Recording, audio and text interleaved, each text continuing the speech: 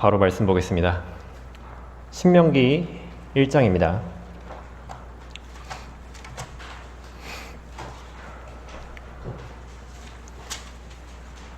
신명기 1장 16절부터 18절까지를 보겠습니다. 신명기 1장 16절부터 18절까지를 보겠습니다. 제가 16절, 17절을 읽고요. 18절 한 목소리로 읽겠습니다. 내가 그때 너희 재판관들에게 명하여 말하기를 너희는 너희 형제들 간의 송사를 듣고 각 사람과 그의 형제와 그와 함께 있는 타국인 간에 공정하게 판결할지니라.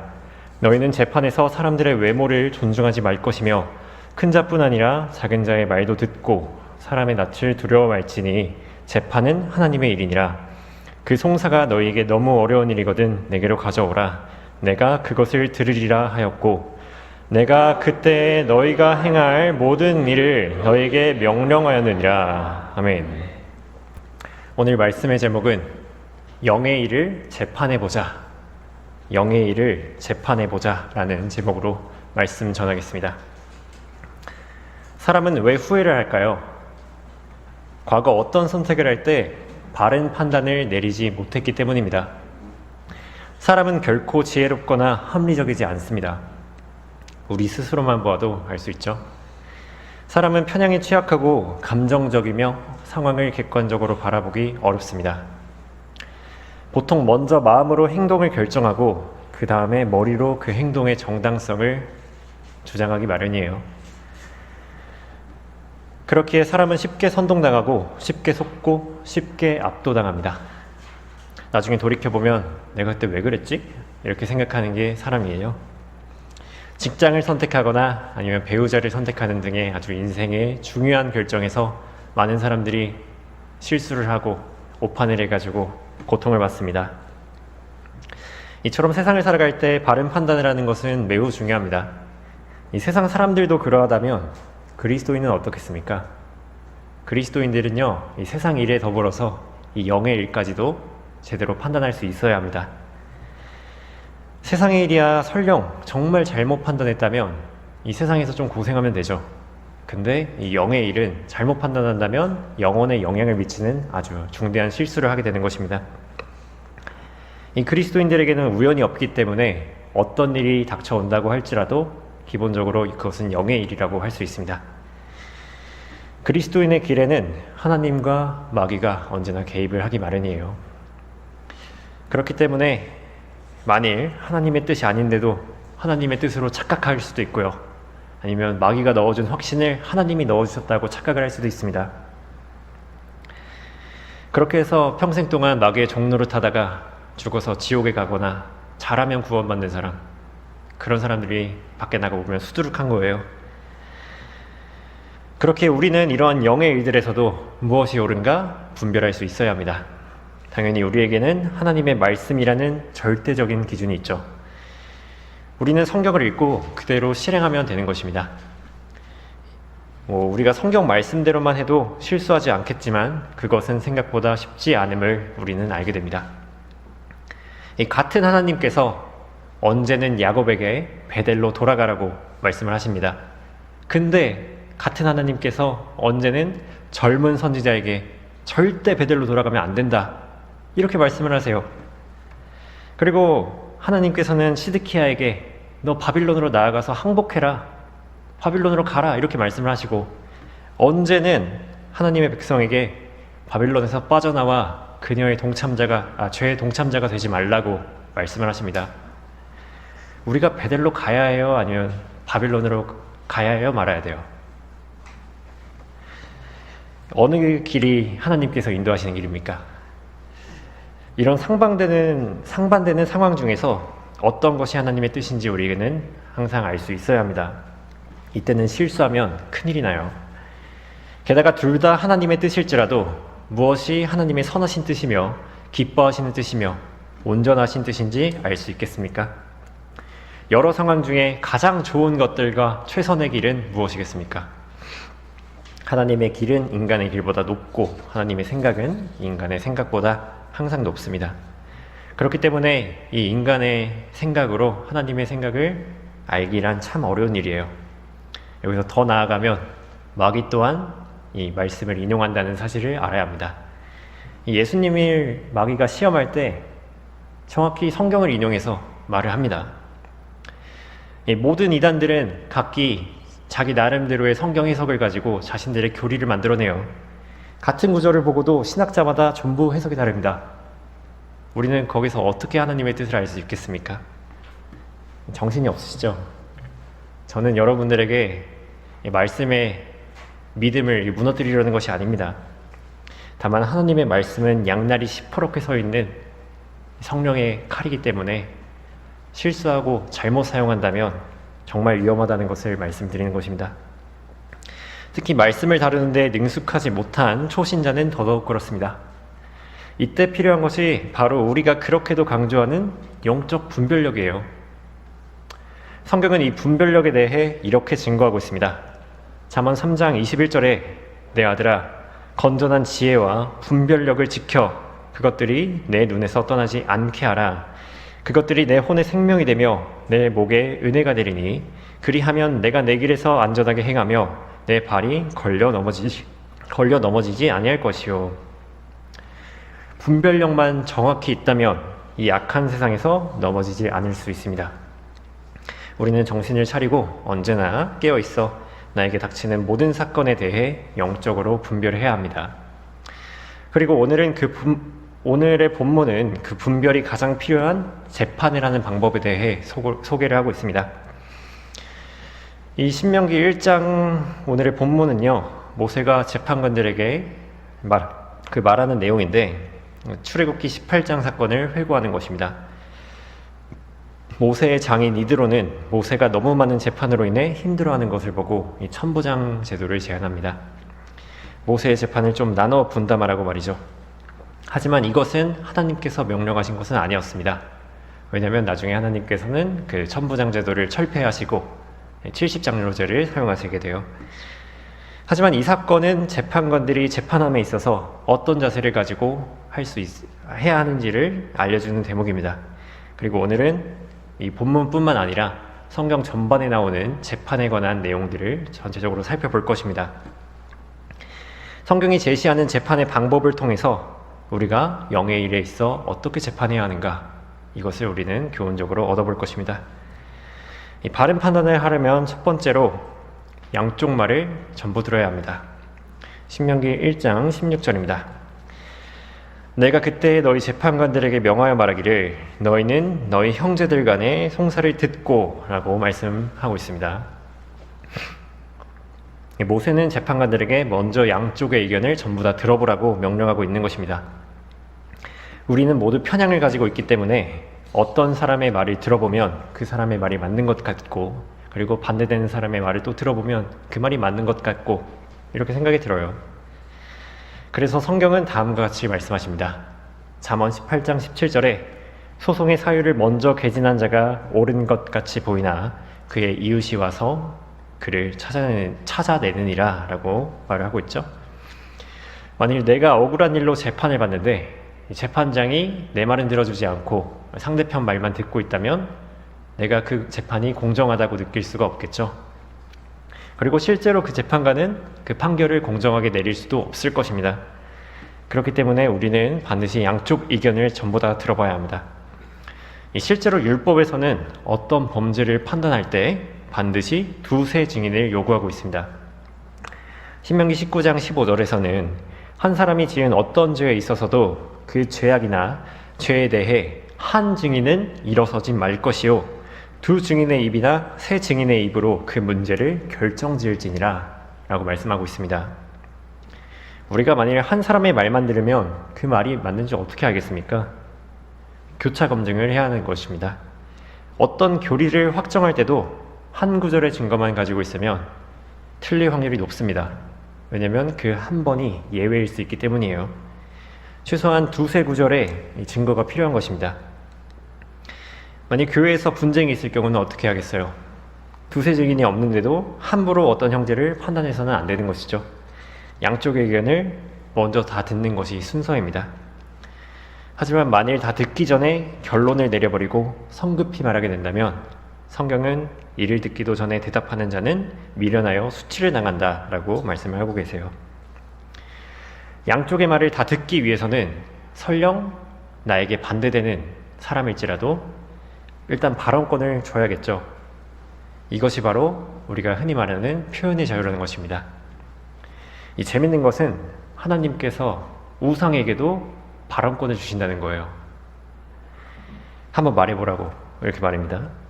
이사야 41장 21절에서는 주가 말하노니 너희는 송사를 일으키라. 야곱의 왕이 말하노니 너희의 강력한 주장을 내어놓으라. 그들로 주장들을 내어놓고 무슨 일이 일어날지를 우리에게 보이게 하라. 그들로 이전 일들을 보이게 하며 그것들이 무엇이든지 간에 우리로 그 일들을 숙고하고 그 일들의 나중 결말도 알게 하라. 아니면 앞으로 있을 일들을 우리에게 선포할지니라. 하나님께서는 우상들에게 침묵을 요구하실 수도 있었습니다. 하지만 오히려 송사를 일으키라고, 강력한 주장을 내어놓으라고, 그리고 앞으로 있을 일을 선포하라고 말씀을 하십니다. 한번 들어보시겠다는 거죠. 엘리야도 바알의 선지자들이랑 대치할 때 아침부터 정오까지 그들이 하는 일을 기다려줘요. 한번 해보라고. 그리고 사도행전 15장에서 다시 할례로 돌아가자는 거짓 형제들이 왔을 때 사도들은 그들의 말을 다 듣고 심지어는 예루살렘까지 가서 논의를 해요. 함부로 무시하지 않았습니다. 이것이 상대방의 말을 듣는 바른 자세입니다. 그래서 바울은 심지어 이렇게까지 말하고 있어요. 고린도전서 11장 19절에서는 너희 가운데는 이단들도 있어야만 하리니 그래야만이 너희 가운데 인정받는 자들이 나타나게 되리라. 이단이 있어야지 누가 옳은지를 알 수 있게 된다는 거예요.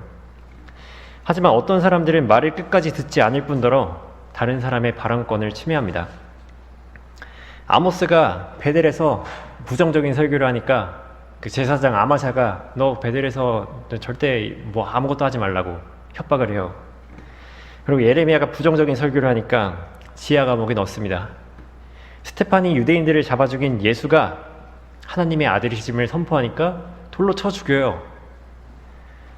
그들이 바로 법인인 것입니다. 원래 대화와 토론을 통해서 어떤 의견을 피력하는 것은 굉장히 어렵습니다. 하지만 상대를 즉시 양마로 규정하고 들을 필요도 없다 이렇게 해버리는 건 정말 쉬워요. 자신을 성역화해가지고 비판 자체를 금기시하는 거 정말 쉽습니다. 그래서 그런 값싼 방법을 쓰는 거죠. 그런 일들은 차별금지법과 같은 잔재로 남아서 지금까지 이어지고 있습니다. 이제는 거리 설교로 부정적인 말을 하면은 어떻게 될지 모르는 거예요. 이 시대에 누가 만일 우리만 옳고 다른 곳은 다 틀렸으니까 들을 필요도 없다 라고 말한다면 그곳이 누구를 따르는지를 알 수 있게 됩니다. 바로 마귀입니다. 거의 모든 이단이 이 방법을 취해요. 왜 그럴까요? 그들은 사람들로 하여금 바른 판단력을 가지지 못하게 하려는 것입니다. 일종의 세뇌를 시키는 거예요. 그들은 일반 성도들이 자기 믿음을 가지는 것을 싫어합니다. 그저 본인들의 지배를 잘 따르는 성도가 신실한 성도예요. 바울은 자신의 말을 성경에 비춰보는 베레아 사람들을 고상하다고 칭찬했습니다. 근데 그들의 말을 이제 성경으로 비춰보려고 하면 그들은 이제 죽이려고 듭니다. 그들은 상대방의 말을 듣지 않고 특히 자기 목소리를 높이며 반복적인 구호만을 사용합니다. 이런 경우는 성경이 정말 많이 나와요. 예레미야가 이렇게 말하는데요. 예레미야 7장 4절에 너희는 거짓말을 신뢰하지 말라기를 이것이 주의 성전이라 하는도다. 하나님께서는 이게 성전이 아니라고 하시는데 그 사람들은 이게 성전이라고 3번 구호를 외쳐요. 그리고 도대체 예수가 무슨 악한 일을 행하였냐는 이 빌라도의 질문에 사람들은 대답하지 않습니다. 그저 바라바를 놓아주고 예수를 못 박으소서 이렇게 무지성으로 이렇게 얘기를 해요. 그리고 사도들이 에베소에서 활약하자 그들은 에베소인들의 다이아나는 위대하도다 이렇게 2시간 동안 외칩니다. 그게 뭐 대화 토론이에요. 그런 거 없어요. 그냥 목소리 크면 이긴다고 생각하는 거죠. 만일 깊게 생각할 능력이 없는 이런 일반 대중들에게는 그것이 훨씬 더 설득보다 선동이 효과적이에요. 그렇기 때문에 우리가 판단을 함에 있어서 그런 선동에 당하지 않으려면 양쪽 의견을 다 듣고 이 증언에 대해 충실히 조사해야 합니다. 그것이 거짓 증거일 수 있기 때문이에요. 이런 일은 우리가 성경을 읽을 때 종종 경험하게 되는데, 가끔 문장을 잘못 읽거나 아니면 문맥을 잘못 해석해서 완전히 반대되는 결론을 내리는 경우가 있습니다. 나중에 그걸 다시 읽어보면은 완전히 제가 생각한 거랑 반대일 때가 너무 많았어요. 저는 이럴 때가 종종 있는데, 이럴 경우를 대비해서 대충 보지 않고 충실하게 조사해야 되죠. 문맥을 고려하고 이 내용이 누구에게 쓰여졌으며 어떤 상황에서 쓰여졌고 어떤 목적으로 쓰여졌는지, 그래서 하나님이 이 구절을 통해 무엇을 말하고 싶으신지를 봐야겠죠. 이것이 바로 성경을 올바로 나누어 본다는 것입니다. 디모데후서 2장 15절에서는 내가 진리의 말씀을 올바로 나누어 자신이 하나님 앞에 부끄럽지 않은 일꾼으로 인정받도록 공부하라 라고 말을 하고 계십니다. 이 과정을 거치지 않고 함부로 막 가져다가 해석해버리면 안 되는 것입니다. 이단에 속는 모든 사람들은 이 과정이 없어요. 올바로 나눠보지 않습니다. 그저 한쪽 말만 듣고 결론을 내려버리죠. 그렇게 영적 분별력을 가지는 첫 번째 방법은 양쪽 의견을 다 듣고 충실히 조사하여 올바로 나누는 것입니다. 이렇게 올바로 나누어 놓은 상태에서만이 바른 판단의 기초가 되는 것입니다. 이 과정을 완료했다면 이제 어떻게 해야 될까요? 바른 판단을 하려면 두 번째로 편향되이 판단하지 말아야 합니다. 신명기 1장 16절입니다.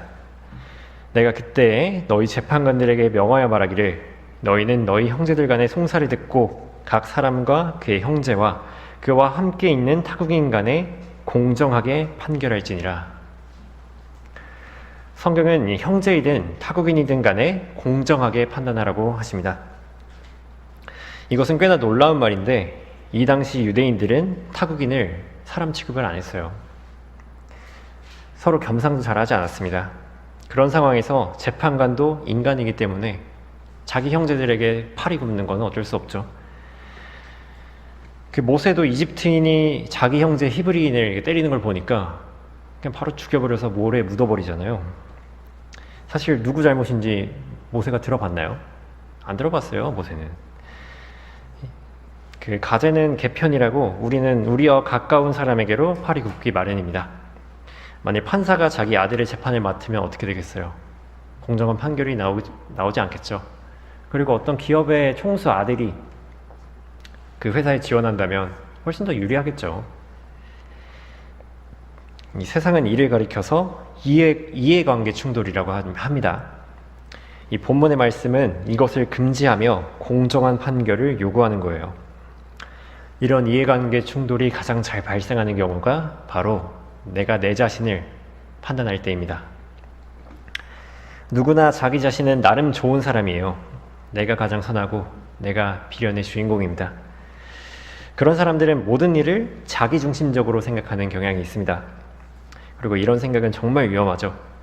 이 기브온 거민들은 여호수아에게 멀리서 온 사신처럼 꾸며가지고 우리가 당신들의 종이 되겠다라고 이렇게 갑자기 얘기를 합니다. 여호수아가 옳았구나 하고 바로 화평의 조약을 맺어버려요. 왜냐면 갑자기 어떤 사람들이 와가지고 우리가 종이 된다는데 당연히 좋은 일이죠. 근데 이때 여호수아는 방심했던 나머지 주의 입에 조언을 구하지 않았습니다. 그 결과 이 기브온 거민들을 살려줘야 됐고 하나님의 말씀에 따라 온전히 진멸하지 못했습니다. 이처럼 자신에게 유익이 되는 것은 그냥 다 하나님이 해주신 것이라고 생각하면 큰일 나는 것입니다. 하나님 없이 좋은 일이 생기면 일단 그 일로 인해서 덫에 걸리지는 않을까 주의해야 합니다. 내가 기도하지 않았는데 나에게 좋은 일이 갑자기 생기면 일단 주의해 보셔야 돼요. 나에게 이득이 되면 전부 하나님의 도우심이고 불리한 일이 생기면 전부 마귀의 공격이라고 섣불리 판단해서는 안 됩니다. 그건 실제 그렇다기보다는 자기가 그렇게 믿고 싶은 거일 확률이 훨씬 높아요. 이것은 말씀에도 적용이 가능한데 이 많은 사람들이 자신의 가게에다가 요한삼서 1장 2절을 붙여놓죠. 사랑하는 자여 무엇보다도 내 혼이 잘됨 같이 내가 번성하고 강건하기를 바라노라. 저는 이런 성경에서 나오는 긍정적인 구절이 가게나 집이나 그런 데 많이 붙어있는 걸 많이 봤어요. 그냥 성경에 있는 좋은 말들은 다 자기에게 적용시키는 거죠. 근데 그리고 바로 다음 구절은 쏙 빼놓습니다. 요한삼서 1장 3절에 이는 형제들이 와서 내 안에 있는 진리를 증거하고 내가 진리 안에서 행한다고 하므로 내가 매우 기뻐하였음이라. 이 진리 안에서 행하는 이 조건이 달려있죠. 진리 안에서 행하는 게 얼마나 어려워요. 이런 불리한 구절은 적지 않습니다. 요한이 사랑한 가이오는 이 교회 안에서 형제들을 사랑하는 마음으로 아주 신실하게 했던 성도입니다. 그래서 요한이 축복하는 거예요. 그냥 그 구절 가게에다가 붙여놓는 사람을 축복하는 그런 구절이 아니란 말입니다. 하나님께서는 우리에게 축복만을 약속하지 않으셨죠. 오히려 그리스도 안에서 경건하게 살고자 하는 자는 박해를 받을 것이라고 했습니다. 많은 사람들이 진짜 하나님이 아니라 그저 자신을 도와주는 하나님, 부적처럼 나에게 좋은 일만 생기게 좋은 일이 생기게만 하는 하나님을 믿어요. 사실 그거는 하나님이 아니라 우상입니다. 그런 우상을 가지고 하나님의 말씀을 물으러 나가보세요. 에스겔 14장 4절에는 자기 마음속에 자기 우상들을 세우고 자기 얼굴 앞에 자기 죄악의 방해물을 놓고 선지자에게 나오는 이스라엘의 각 사람에게 나 주가 그의 우상의 많음을 따라 나오는 그에게 응답하리니 라고 말씀하셨습니다. 그의 우상의 많음을 따라 응답하신다고. 아주 무서운 구절입니다. 그저 잘되게 해주는 우상을 가지고 성경을 읽으면 그런 구절만 보여요. 자신이 먼저 교리를 만들고 성경을 읽으면 그 교리에 부합되는 그 말씀만 보입니다. 많은 교회들이 헌금을 많이 하라고 바나바가 사도들 앞에 대금을 놓는 것을 인용합니다. 그리고 교회 사업체를 지지한다고 프리스킬라랑 아킬라가 바울과 같이 천막을 만든 걸 인용해요. 이 교회에 출석만 하는 사람은 예수님께서도 한 문화를 은행에 넣어놓으라고 하지 않으셨냐고, 내가 그렇게 지금 하고 있는 거라고, 그러면서 자신을 변호합니다. 그러면서 자신도 성경을 인용한다고 말을 하는 거예요. 영적 분별력이 전혀 없는 거죠. 우리는 자신을 내려놓고 자신의 우상을 버리고 죄를 버리고 하나님께 나아가야 하는 것입니다. 설령 하나님께서 주시는 말씀이 나에게 불리하고 뼈 아프다고 할지라도 우리는 그 말씀에 순종해야 하는 것입니다. 내가 따를 수 있는 것만 따르는 것이 아니라 나를 완전히 하나님께 드리는 것, 그것이 바로 헌신입니다. 이 헌신이 우리의 눈을 뜨게 만들어주는데요. 로마서 11장 함께 잠시 보시겠습니다.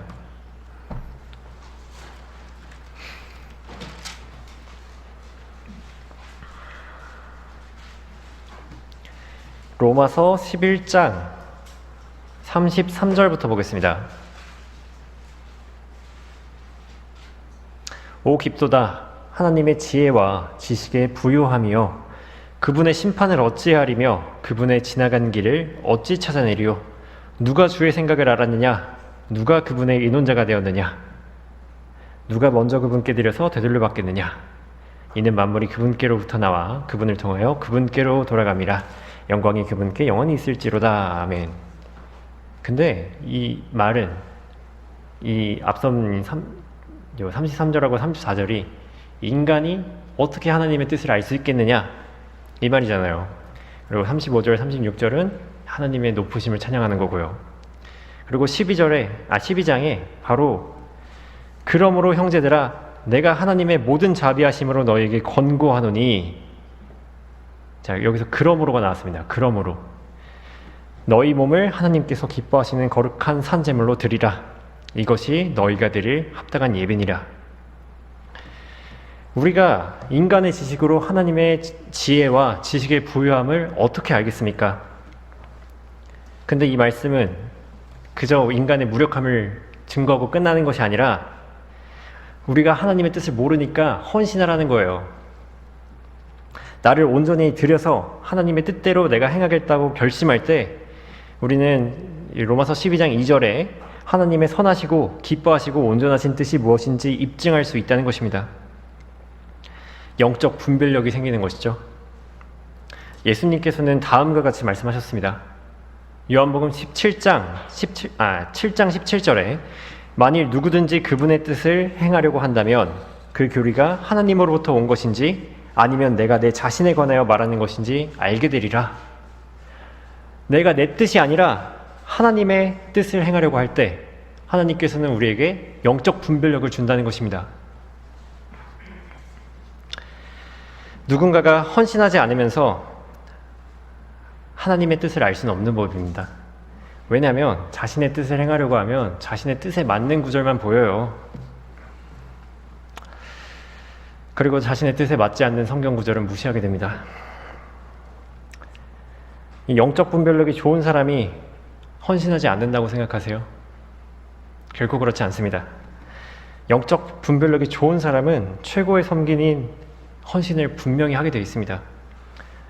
만일 헌신하고 있지 않다면 감히 영적 분별력을 논하면 안 됩니다. 고린도서 10장 5절에는 여러 가지 구상과 하나님을 아는 지식을 거역하여 스스로 축혀 세운 모든 것들을 무너뜨리며 모든 생각을 사로잡아서 그리스도께 복종케 하니 라고 말하고 있습니다. 이제 우리는 하나님을 거역하는 것들을 모두 무너뜨리고 하나님께 나 자신을 온전히 드릴 수 있어야 합니다. 내 생각과 주권을 온전히 드려야 합니다. 그래야 하나님께서 여러분을 주관하실 수 있고 여러분의 눈을 열어주실 것입니다. 그것이 영적 분별력을 가지는 두 번째 방법이에요.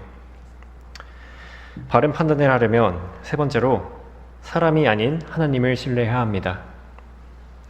신명기 1장 17절 보겠습니다.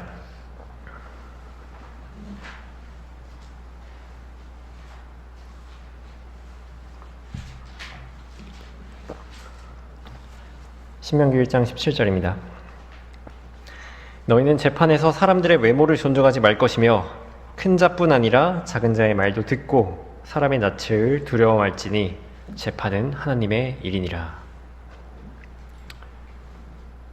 여기까지만 보겠습니다.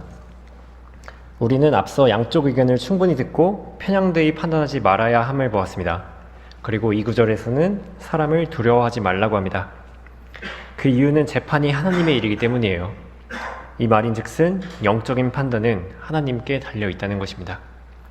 유다 왕 여호사밧도 재판관들에게 비슷한 말을 했습니다. 역대기하 19장 6절에 재판관들에게 말하기를 너희는 행하는 것을 조심하라. 너희가 사람을 위하여 재판하는 것이 아니라 재판할 때에 너희와 함께 하시는 주를 위하여 하는 것이기 때문이라. 이렇게 말을 했습니다. 재판은 하나님의 일이기 때문에 이 재판을 통해 우리에게 어떤 유익이 있을까? 이것을 고려하는 것이 아니라 하나님을 위해서 해야 한다는 것이죠. 그렇기 위해서는 하나님을 신뢰해야 합니다. 영의 일을 분별하는 것은 사람이 할 수 없기 때문이에요.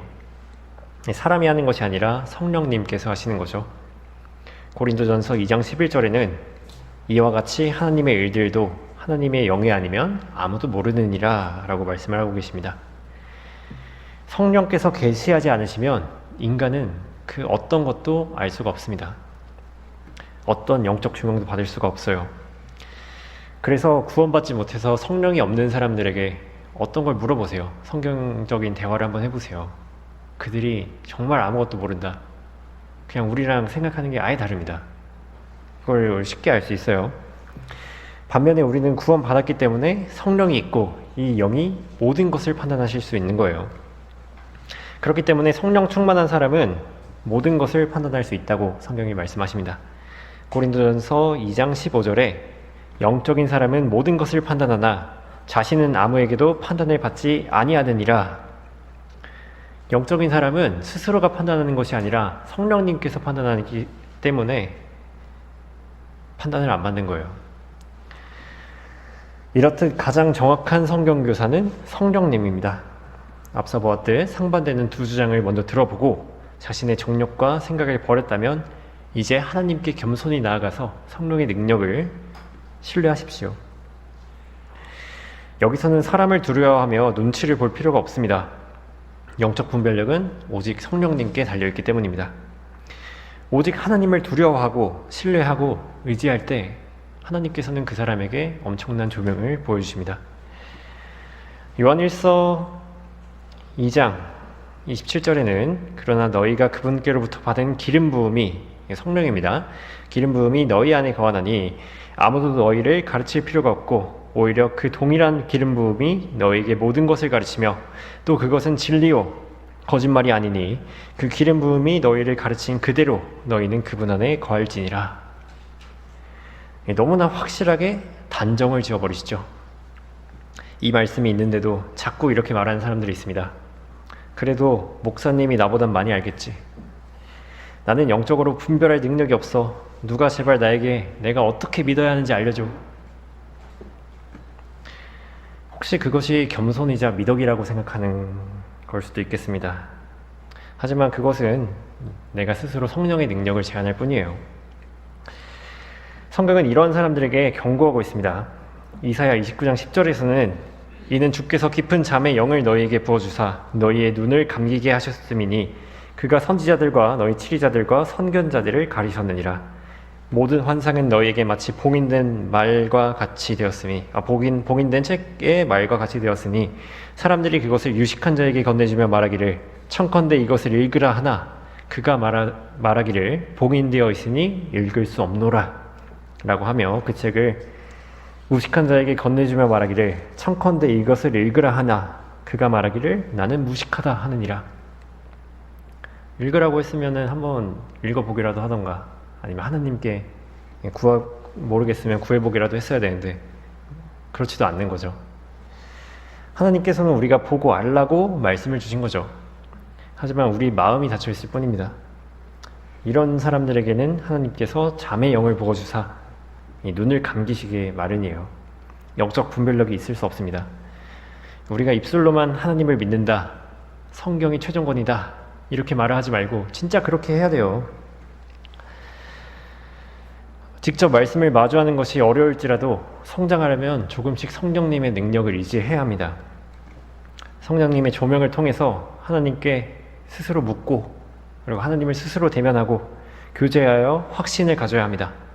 만일 지혜가 부족하면 어떻게 해야 되겠어요? 지혜의 근원이신 하나님께 구해야죠. 야고보서 1장 5절에서는 너희 중에 누가 지혜가 부족하면 모든 사람에게 아낌없이 주시고 꾸짖지 아니하시는 하나님께 구하라. 그러면 그분께서 주실 것이라. 먼저 구해보세요. 그리고 모르는 게 있으면 그 내용에 대해 지혜를 달라고 하나님께 먼저 구하는 것이 그게 순서입니다. 성경은 분명히 그 사람에게 지혜를 준다고 약속하셨기 때문에 반드시 지혜를 받을 거예요. 하지만 그 전에 먼저 사람에게로 달려가면 어떻게 되겠습니까? 정답이야 뭐 알아낼 수 있겠죠. 그렇지만 내 믿음이 정말 말씀에 있다고 말할 수 있겠습니까? 결론적으로는 바른 것을 믿는다고 할지라도 성령께서 직접 말씀을 통해 성도에게 주시려고 하는 그 지혜와 조명을 제한하지 않겠습니까? 내가 사람을 믿는지 하나님을 믿는지 잘 모르겠을 때는 이렇게 한번 확인해 보면 됩니다. 성경은 그 힌트를 주시고 계세요. 예레미야 17장 한번 같이 보시겠습니다.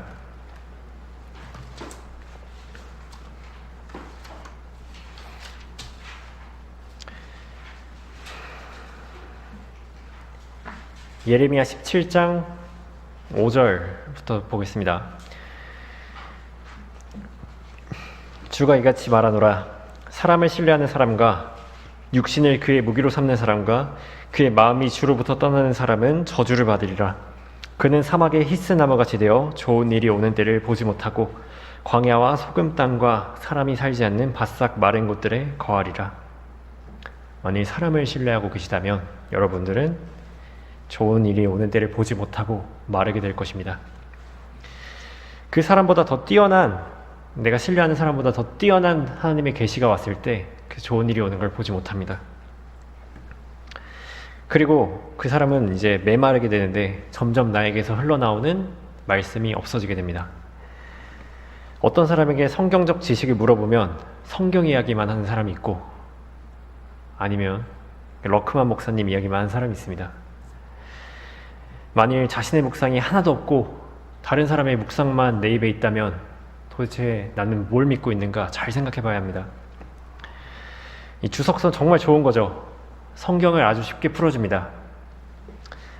마치 아직 걷기가 어려운 유아에게 보행기를 달아주면 그 아기는 엄청나게 여기저기 돌아다닐 거예요. 하지만 보행기는 아이의 걸음마를 늦추게 합니다. 다리 발달을 저해해요. 만일 유아보행기가 아이의 걸음마를 늦추면 이제는 우리는 그 유아보행기를 떼야 됩니다. 히브리서 5장 13절에는 이렇게 말하고 있습니다. 젖을 사용하는 자는 누구나 의의 말씀에 능숙하지 못하나니 이는 그가 악이이기 때문이요 단단한 음식은 장성한 사람들의 것이니 그들은 그 말씀을 사용함으로 감각들을 단련하여 선악을 분별하는 사람들이라. 사람이 다 커서도 젖만 먹게 된다면 어떻게 성장할 수 있겠습니까? 사람을 신뢰하는 것에만 익숙해져 스스로 말씀을 찾는 능력이 저하되면 어떻게 되죠? 아이로 머물러 있을 수밖에 없는 것입니다. 초신자라면 모르겠지만 영적인 아이에서 벗어나고 싶다면 이제 스스로 말씀을 대면하여 선악을 분별하십시오. 여러분이 성령님보다 조금이라도 다른 걸 더 신뢰한다면 성령께서는 여러분들에게 조명을 주시지 않을 것입니다. 그렇지만 저는 여러분들에게 도저히 모르겠는 문제에 있어서 그것을 억지로 풀라고 말씀드리는 것은 아닙니다. 만일 도저히 모르겠는데 억지로 풀면은 그 사람은 망하게 된다고 성경이 말씀하세요. 그 현명한 다니엘도 말씀을 듣긴 들었는데 깨닫지 못한 경우가 있고, 러크만 목사님도 모르면 모른다고 하십니다. 앞선 과정을 전부 다 했음에도 아직 판단을 내리기 어렵다면 이 주변 지체들에게 도움을 요청하세요. 모세도 재판관들에게 너네도 정말 모르겠으면 나한테 가져와라 이렇게 말을 하니까요. 이 성경교사들이 왜 있겠어요? 어린 지체들을 돌보고 가르쳐서 그들이 이제 성장하도록 맡겨진 권위죠. 그들은 여러분들을 기꺼이 도와서 심사숙고하여 여러분들이 바른 판단을 내릴 수 있게 도와줄 것입니다. 주석서도 좋고 신학교도 좋고 사람에게 물어봐도 좋지만 그것이 결코 성경을 앞설 수 없습니다. 그 앞서서 먼저 말씀을 신뢰하고 내 안에 계신 성령님을 신뢰하라는 기초적인 말씀을 드리는 것입니다. 그렇다면 성령님께서는 여러분들에게 지혜를 주시고 분별력을 주실 것입니다. 결론입니다. 저는 여러분들에게 이것이 하나님의 뜻이다 라고 말하기가 어렵습니다. 하나님께서는 그분의 원하심에 따라 각 성도에게 바라는 뜻이 있으시기 때문입니다. 과거에는 선지자나 제사장이 그 사람 대신 하나님께 나아가서 하나님의 뜻을 물어봤습니다. 하지만 지금 우리 모두는 왕같은 제사장이에요. 직접 하나님께 나아갈 수 있는 것입니다. 그리스도인의 특권이죠. 앞서 보았듯 양쪽의 말을 충분히 듣고 편향되이 생각하지 말고 성령님을 신뢰하여 판단을 내릴 수 있어야 합니다. 오늘의 말씀은 여러분의 신앙 전반에서 어떤 분별이 필요할 때 아주 좋은 지침이 될 것입니다. 우리 실습 한번 해볼까요?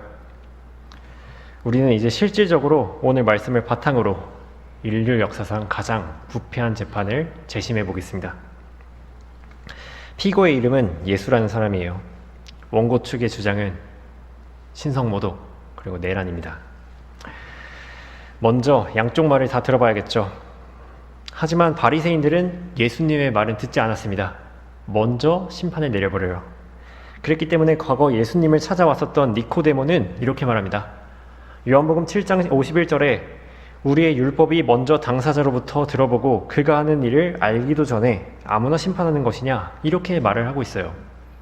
그들은 예수님의 말을 제대로 듣지 않았습니다. 그렇기 때문에 바른 판단을 할 리가 없겠죠. 여기서 첫 번째 문제가 발생한 것입니다. 다음으로는 공정하게 판결하고 특히 자신의 유익은 구하지 말아야겠죠. 하지만 안나스와 카야파는 그렇지 않았습니다. 그들은 편파적으로 자신의 유익을 고려하는데요. 예수님 때문에 자신의 입지가 약해지고 수치가 드러나기 때문에 재판을 굽게 했죠. 요한복음 18장 14절에는 그런데 카야파는 한 사람이 백성을 위하여 죽는 것이 유익하다고 유대인들에게 권유한 자더라. 이렇게 말을 했던 게 카야파입니다. 이 사람들은 하나님의 뜻을 행하려는 것이 없었습니다. 그저 자신들의 유익을 구했기 때문에 예수님의 재판을 굽게 한 거죠. 마지막으로 빌라도가 있습니다. 빌라도는 앞선 두 경우와 다르게 예수님의 말도 끝까지 다 들어봤고 그리고 자신의 유익을 고려하지도 않았습니다. 하지만 아쉽게도 재판이 하나님의 일인 것을 망각해버리고 맙니다. 그래서 사람을 두려워하게 돼요. 요한복음 19장 7절에서는 유대인들이 그에게 대답하기를 우리에게는 율법이 있는데 우리의 율법에 따르면 그는 마땅히 죽어야 하나이다 이는 그가 자신을 하나님의 아들이라고 했기 때문이니이다 라고 하더라. 그러므로 빌라도가 이 말을 듣고 나서 더욱 두려워하여 라고 말을 하고 있습니다. 빌라도는 두려워했어요, 사람을. 그래서 부정한 송사를 방관해버립니다. 그리고 예수님을 그들에게 넘겨주죠. 그렇게 하나님의 아들은 죽었습니다. 만일 성경적 재판의 원칙대로만 행해졌다면 이런 일은 없었을 것입니다. 여러분은 어떻습니까? 우리가 생각해봐야 될 것은 그 당시 거의 모든 유대인들이 예수님의 죽음에 찬동했다는 사실입니다. 여러분이 그 당시 살고 있던 유대인이었으면 어떻게 판결했을 것 같아요? 사실 잘 모르겠죠. 우리도 영적 분별력이 없었으면 하마터면 예수님을 죽일 위치에 있었다는 것을 항상 기억해야 합니다. 하지만 구원받은 우리는 이미 이 재판에서 예수님이 의롭다고 판결을 내렸습니다. 왜냐하면 하나님의 영으로 말하는 사람은 누구라도 예수를 저주받았다고 말하지 않기 때문입니다. 그리고 우리는 가장 중요한 재판이 남아 있습니다. 바로 그리스도의 심판석이죠. 어차피 나중에 우리는 그리스도의 심판석에서 하나님께 전부 재판받게 될 것입니다. 그렇다면 스스로를 먼저 재판하세요. 내가 지금 당장 휴거되면 내 상급이 지금 얼만가 한번 살펴보고, 그리고 만약에 내가 올라갔는데 내 상급이 전부 불에 타서 없어졌다라고 하면 왜 그럴까? 이렇게 한번 재판을 해보세요. 그렇게 먼저 판단하고 지키면 됩니다. 성경은 자신을 판단하면은 판단받지 않는다고 이렇게 성경을 말을 하고 있어요. 그 판단을 내가 하게 된다면 나 자신을 돌아보게 되고 나 스스로를 지키게 되고 영혼을 바라보게 되는 것입니다. 그 판단력을 가지고 바울은 이렇게 말하고 있습니다. 빌립보서 1장 9절에서 내가 이것을 기도하노니 너희의 사랑이 지식과 모든 판단에 있어서 더욱더 풍성하게 되어 너희가 가장 좋은 것들을 분별하며 또 그리스도의 날까지 순수하고 흠없게 되기를 바라며 예수 그리스도를 통하여 얻는 의의 열매들로 가득 차서 하나님께 영광과 찬양이 되기를 바라노라. 이 마지막 어려운 때에 이 영적 분별력은 점점 더 귀하고 중요하게 될 것입니다. 여러분 모두가 그리스도의 날까지 가장 좋은 것들을 분별하고 영적 분별력으로 무장해서 하나님께 온전히 자신을 드리는 여러분이 되시길 바랍니다.